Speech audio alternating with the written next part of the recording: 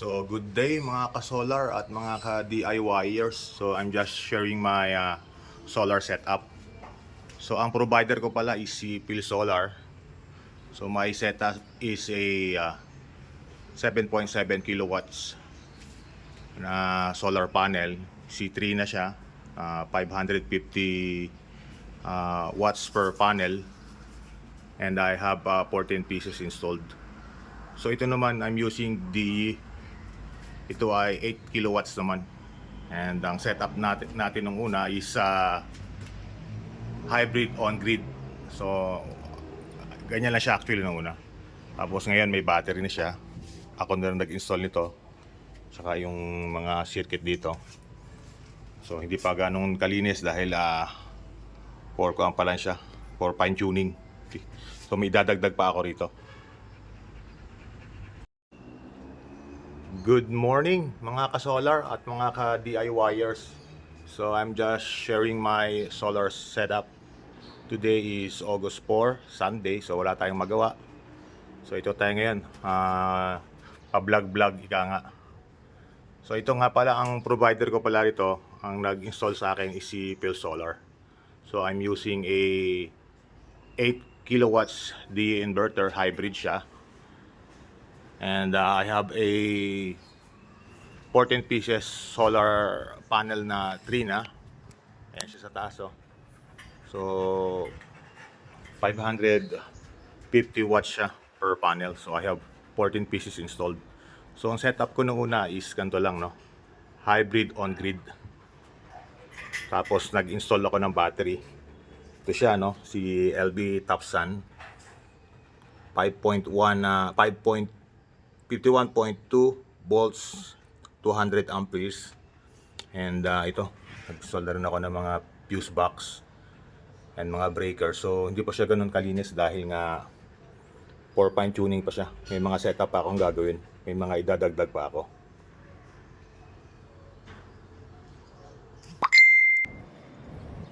So ito pala yung solar natin, no, sa taas. Dito sa rooftop. 14 pieces na 550 watts Trina.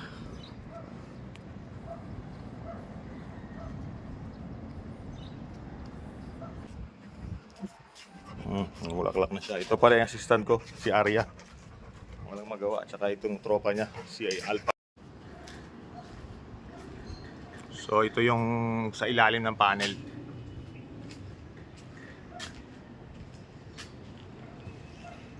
Ayan siya, no? Saan ba yung modelo rito? Yan. Zoom natin. Yan siya. Trina Solar.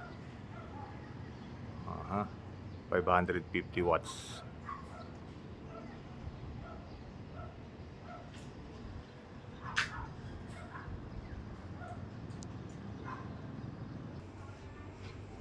So, going back to my setup, ano? Mapapansin nyo, may battery na nga ako, no? So bakit ba ako nag-install ng battery?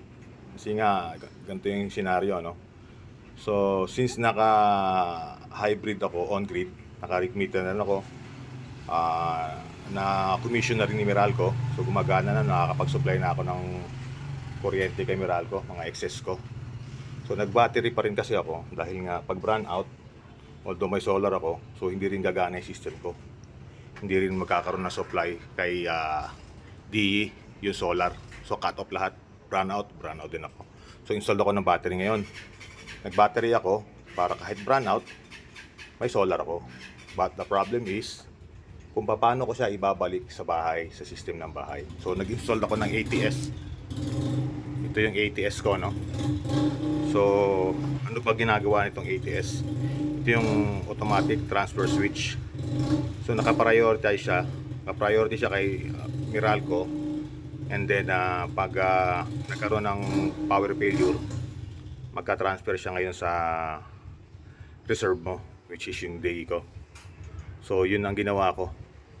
Kaso nung binalik ko sa system, since naka-tap ako kay Meralco, nagkakaroon siya ng error F18. So kala ko okay. Hindi ko naman ginawa yun ng basta-basta lang nung may nag-inquire na rin ako sa kilala kong nag-i-install. So baka hindi ko lang na-elaborate na gusto ko mangyari. Sabi niya okay lang daw. So napaisip ako, okay pala, no? So naka-rig meter naman ako, baka doon hindi na siya papasok sa rig meter ko dahil ika-cut off niya. Kasi ang mangyayari, meron akong battery, may araw. So nagsusupply ako ng kuryente ngayon kay Meralco, which is brownout naman si Meralco. So paano yun, di ba? So parang mangyayari, masusupplyan ko ba lahat ng bahay dyan na walang kuryente? So sabi ko parang nag-inquire ako ngayon sa kilala ko. So sabi niya okay lang raw ko, baka hindi niya lang naintindihan. So ngayon ang nangyari, ginawa ko, binalik ko sa system. So ito yung ATS ko. So ito yung nangyari, no, sa ATS ko. Magkaroon ako ng power outlet dito. Ito yung outlet ko. Sa outlet na yan, binalik ko yan. Dati wala pa yung outlet na yan. Binalik ko yan. Binalik ko rito kay DE, papasok sa bahay. Kaso nagkaroon ng error siya. F18, if I remember it right, F18 error. Parang overload. So ang galing ni DE, no? Very kuan siya, user friendly. So yung manufacturer niya, mga engineer, bago ka gumawa ng kapalpakan mo, naisip na nila yung mga possibilities na pwede mangyari. So buti hindi siya sumabog, hindi siya nag-short. Kinatop nila yung supply pupunta kay Meralco. So kinabahan ako noon, kala ko sira na si DE kasi panay alarma. So ginawa ko, ni-restart ko lahat, soft restart ako lahat, power off, then switch on ko. So umokay naman siya. Hinulit ko ulit dahil nga matigas ang ulo ko. Sabi nga nila, mistake is like a learning ladder, ano. Don't be afraid of doing mistake kasi diyan mo mag-gain yung on-hand wisdom mo eh. So yun, no. So bahala na gang. Kung sira, bilan na lang ng bago. So ito na nga, going back again. So kaya ito ngayon nagkaroon ako ng outlet ng 220 galing kay ko na to DE, in the event of brownout. Kaso hindi ko siya maibalik sa system dahil nga mag-error pa rin, ka-cut off ni DE. So may naisip ako. Naisip ko is ano kaya kung sa kay Meralco mismo i-cut off ko yung supply para sa bahay nilang ikot. O pwede yun, ano? So paano ko gagawin mas madali kasi mangyari nito, yung taong bahay rin na maiiwan eh. So maraming proseso, marami akong switch na gagawin. So ito, ATS. Meron akong ATS dito. Pwede namang ito na lang ATS ang gamitin ko kasi na setup ko na siya. Ang dami na naman, magabaklas na naman akong wiring. So gagawa na lang ako na isang ATS malapit mismo sa meter ko sa likod. Doon ako magkakaroon ng automatic transfer switch. Tapos itong outlet na to, gagawin ko siyang 110. So step by step papakita ko kung anong mga pinagagawa ko. So ito na yung net metering ko, no, kay Meralco. So ito yung rig meter ko. Dito mababasa mo yung kilowatts na pinipidin ko kay Meralco. So mababa siya ngayon dahil although tirik yung sigat ng araw, ngayon ay nagsusupply ako sa battery ko, china-charge ko ngayon. So magtataas pa to once na full charge ko na si battery. Tsaka yung the rest na supply ko, pinukonsumo namin sa bahay. Tapos ito yung net meter ni Meralco. So ito yung mga NEMA box, andyan yung mga breaker.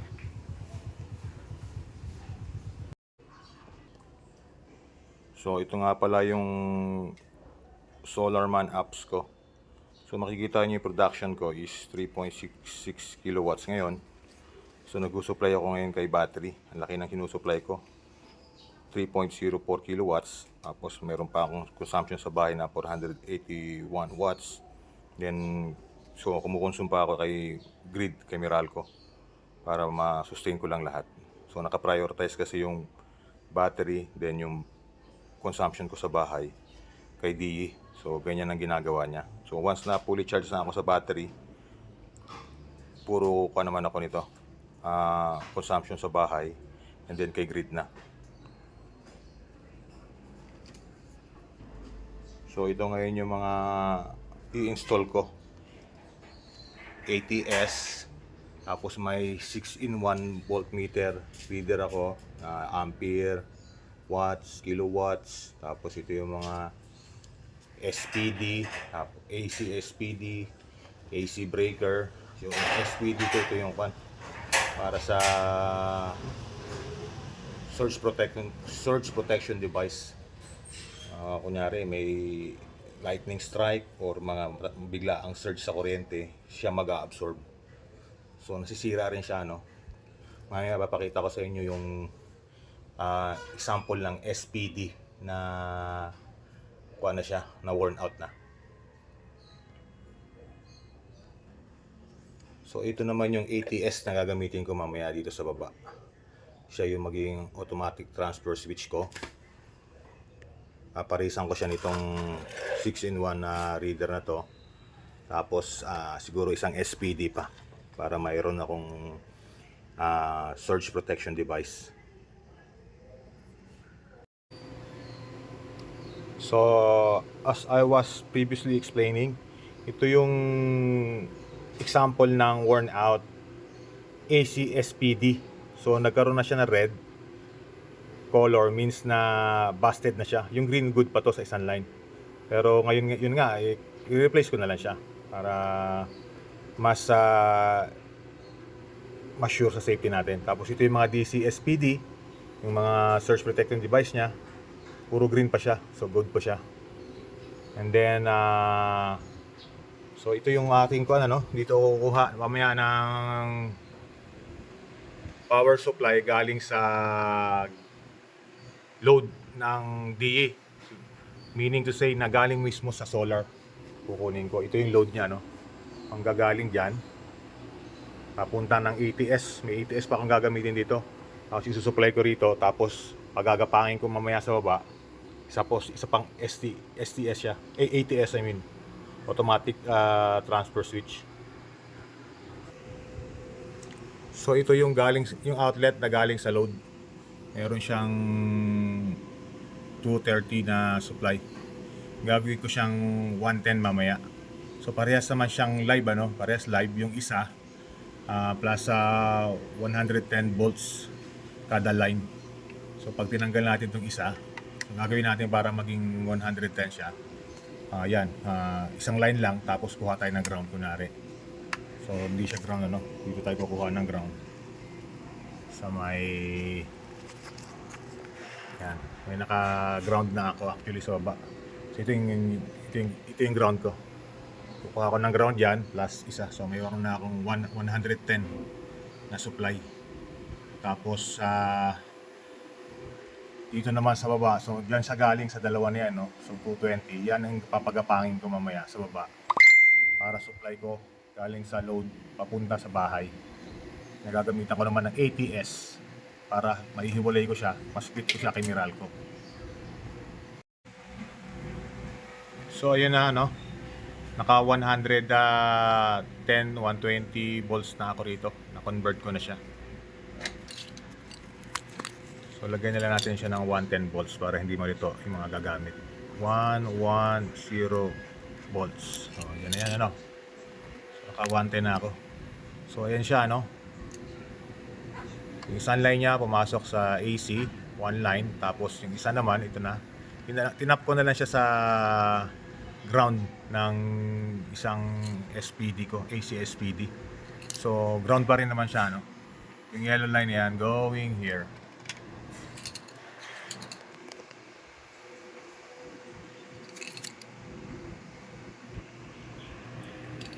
So ito yung adjustable voltage and current protector ko.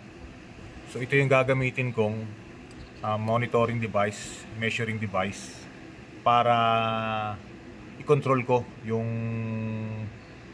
consumption sa bahay. I mean yung current na papasok sa bahay in the event of brownout. So kahit sa battery lang makasupply ako, siguro i-adjust ko na lang siya ng mga 3 amperes para may aircon ako, kahit tatlo yung aircon plus ilaw, kaya niya na supplyan yun. Ngayon pag mag-over ako ng 3 amperes during brownout, so magsa-shut off siya, shut off niya yung system, isusupply niya, siguro minmaximize ko ng 8 minutes ang shut off niya. Mag-open siya after 8 minutes para magising sa bahay, malaman nila na, brownout pala, tapos bakit ganon. So babawas sila ng consumption.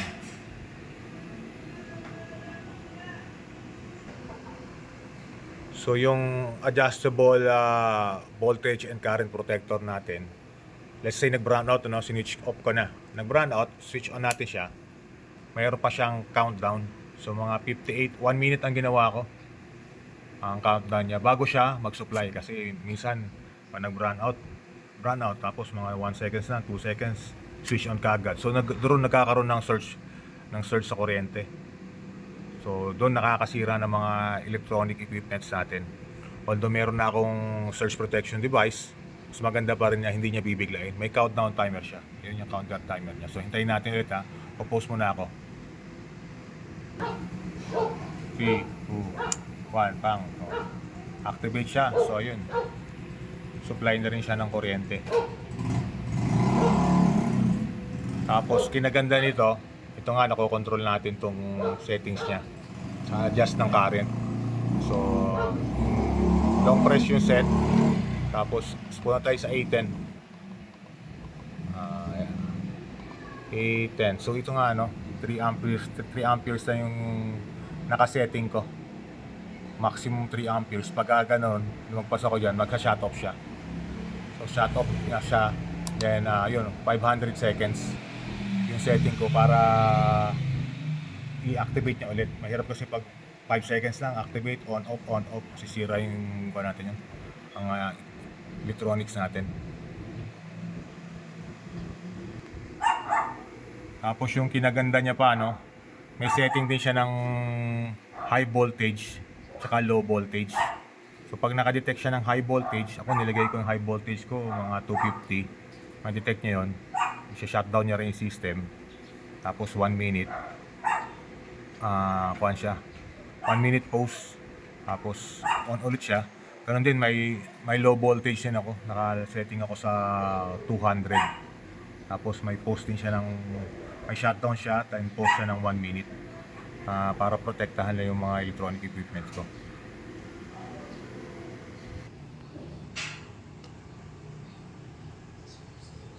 So ayan, napalitan ko na yung busted SPD, AC SPD. So ito siya.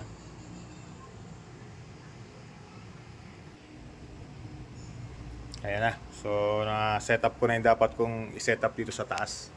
Nakapagpagapang na rin ako ng electrical wire pababa sa metro ko. So doon ako maglalagay ng ATS. So ayan na nga yung wire na pinagapang natin pababa rito, punta sa weak meter natin tsaka sa Meralco line. Yan, ikakabit natin yan sa ATS.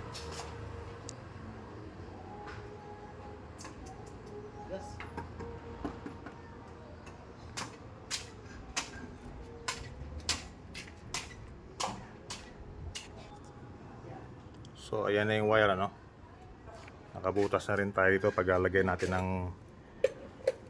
ATS natin mamaya. Dito natin lalagay itong ATS.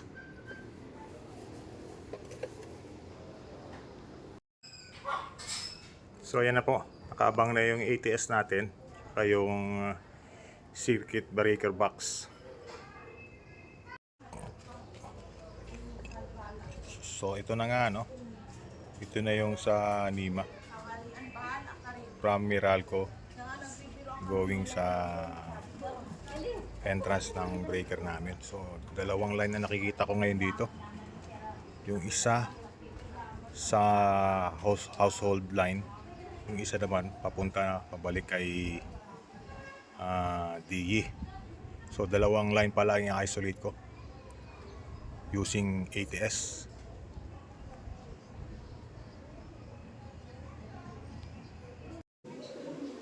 So ayan na po, set up na po tayo. Na-install ko na yung dapat i-install. Gumana na yung ATS. Inok ko si Meralco ngayon nagsusupply na sa bahay. Ang consumption niya ngayon is 316 watts. At ang amperes is 1.52 amperes. So check natin sa labas ngayon. So ayun na, naka-switch off si Meralco sa main breaker niya. So ayan. Nilagyan ko na rin ng SPD, AC SPD, yung connection ng line in ko sa bahay. So parang ginawa ko lang siyang connector, yung dalawa na yan. Tapos galing sa ATS, line in sa bahay, ginawa ko siya connector. Tapos ayan, nagyan ko ng body ground. So ito yung galing sa Meralco, live to, no? Tap tayo dyan.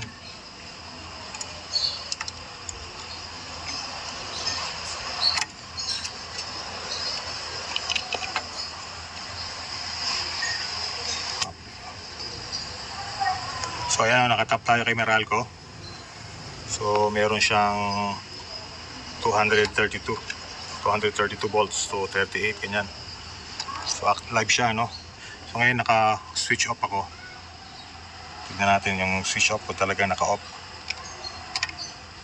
So ayan, no? Nester ko na. Naka-off din. So goods na tayo. Check natin sa taas naman ngayon. So andito na tayo sa taas ngayon, ano? So okay, goods.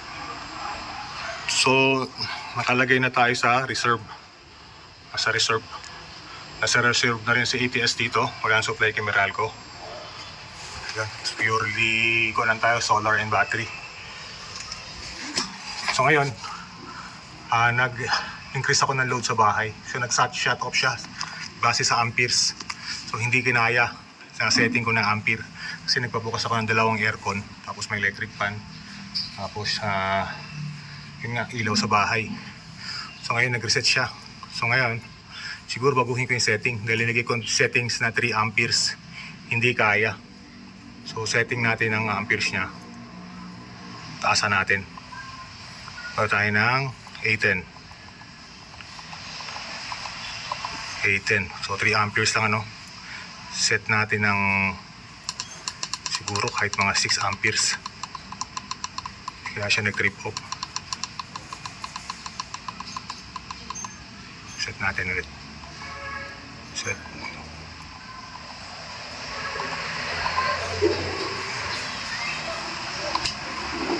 So ayun, may countdown pa siya, no? 285. Tingnan natin ulit. Popost ko muna ulit. So balik tayo sa baba. Wala talagang supply rito. Dahil hinihintay natin yung countdown ng 2 and 1 voltage and ampere protection device. Naka-on naman sila lahat. Walang power supply. So wait natin yung countdown niya. Siguro mga 3 minutes from now. I'll be pausing again. I'll be pausing. So ayan, naka-on na yung aircon. Dalawa plus ref, 2.91. 3, ayan. Kaya kanina nag-shutdown siya, nag-3.29, 3.48. So ngayon, kaya niya yung 6. So baka i-reduce ko ng 5 amperes. Sunod, ayan, 4.27. Subukan natin mag-isip ng 4 point something or pabuti natin 6 amperes kung magka-shutdown ulit siya. Pero gamitin natin ng isang plancha.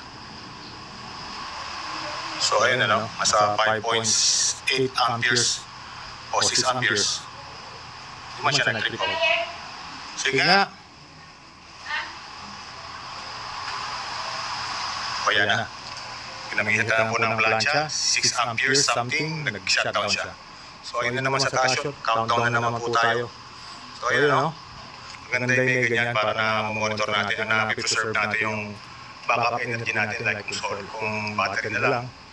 Tapos gabi, walang solar, walang araw, so hindi tayo makapag-production sa solar. So sa gabi, battery lang, so matitipid natin talaga siya. Tapos pag dumating si araw, so ayun, charge na naman yung battery at masusupply niya pa yung sa bahay, yung nalalagay sa amperes, i-adjust na natin. So going back, check natin ulit sa taas. So ito tayo sa taas ulit, ayan. So countdown na naman siya. 419 seconds. Counting down. Siguro masyadong matagal itong 500 seconds. Use natin ng 2 minutes siguro. Okay na yan. Dahil na talaga may brownout at tulog sila.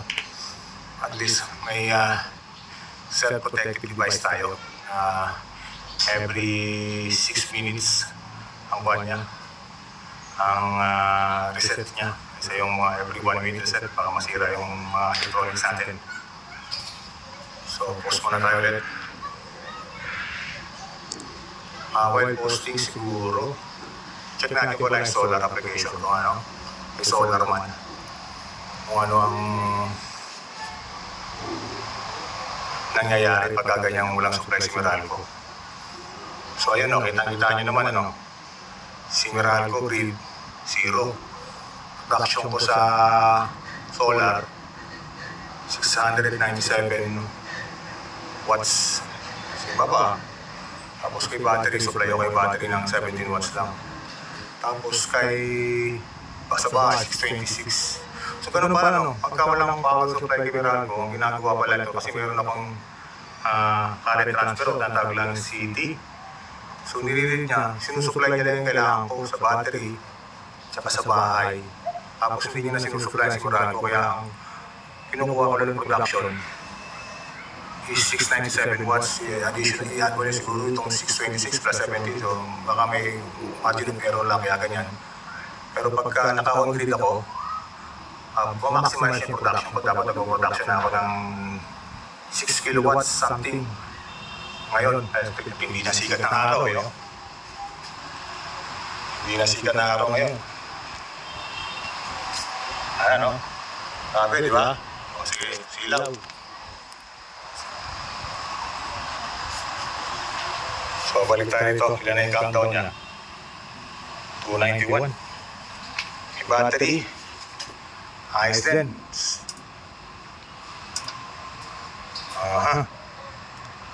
Tingnan natin yung system setting mo. Okay, BMS lang tayo. Down, capacity. Skip, saan ba yung ba natin ito? Analog and info. Yan, cell capacity. Check yung cell capacity. Yan. State of charge natin, 97.63. So, goods ano? Almost 100% na rin ito.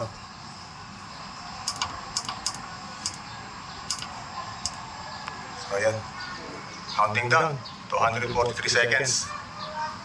So, post muna tayo.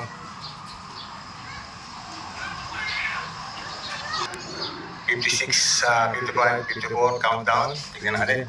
Aabot tayo. Ayan. So, waiting tayo ngayon. Tignan natin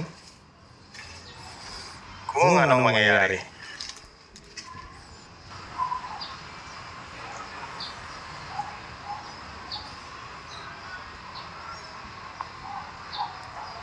Sige.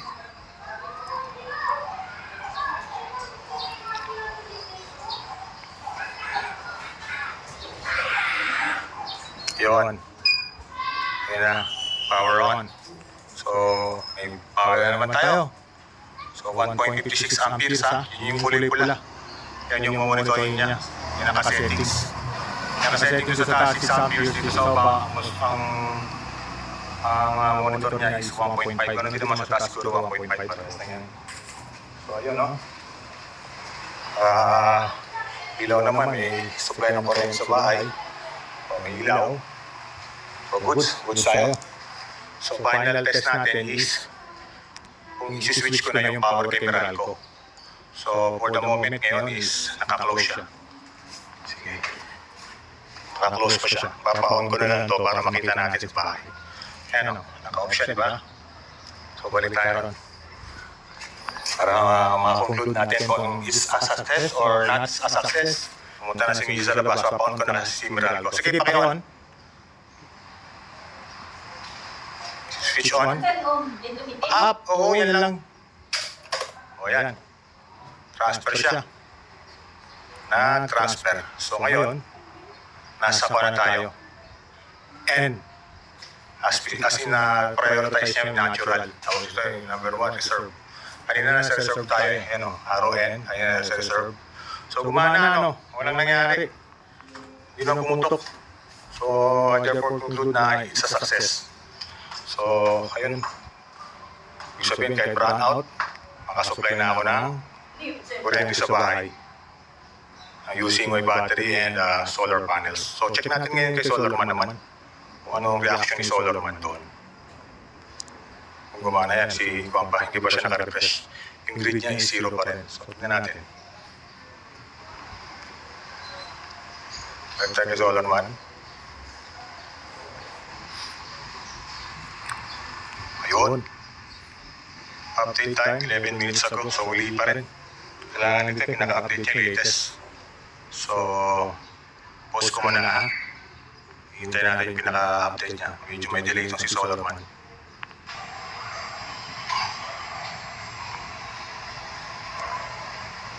So ano, bakit yan? Doon kay DE, hindi pa naka-on yung grid. Naka-on pa rin siya. So hindi pa nare-reading ng system niya. Meron siyang self-protective device. Siguro, observation ko mga 1 minute siya bago niya i-activate yan. So hintayin natin yung 1 minute para makita natin yung production ko.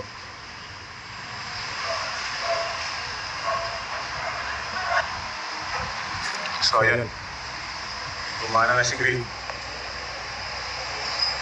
Tapos, nagpa na ako, 3.72, 3.80, 3.91 ang aking solar production. 40, 4 something and increasing, no? Kasi nakakalibrate na siya ngayon. Kung kay Solar naman, tingnan natin kay Solar naman kung naka-update na siya. So,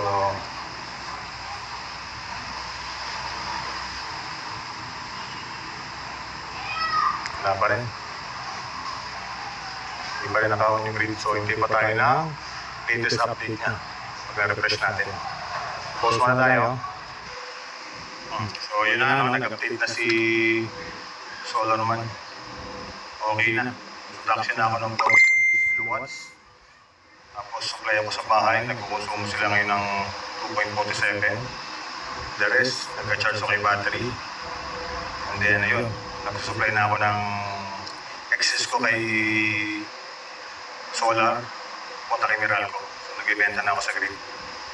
So, yun lang, no? So, I therefore conclude na it's a success. So, hoping na sana wala mag-short in the near future.